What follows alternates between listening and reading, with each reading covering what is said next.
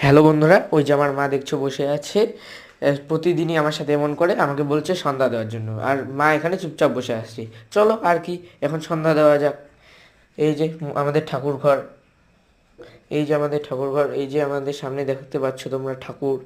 দেখো, প্রতিদিন মা হলো সন্ধ্যা দেওয়ার সেটাও রেডি করে দিয়ে যায়, কিন্তু আজকে শুধু ধূপকাঠিটা রেখে দিয়েছে। আর কি, চলো প্রদীপটা আমরাই তৈরি করে নিই। এই যে হয়ে গেল, এখন সলতেটাকে একটু আগিয়ে দিচ্ছি, জানি আগুনটা দিতে পারি। এখন এই যে লাইটার দিয়ে আগুনটা ধরাবো।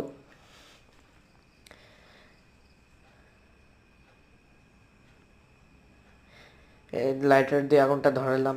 তারপরে এই যে এখন আমাদের ধূপকাঠিতে আগুনটা ধরাবো লাইটার দিয়ে, তারপরে সন্ধ্যাটা দিব।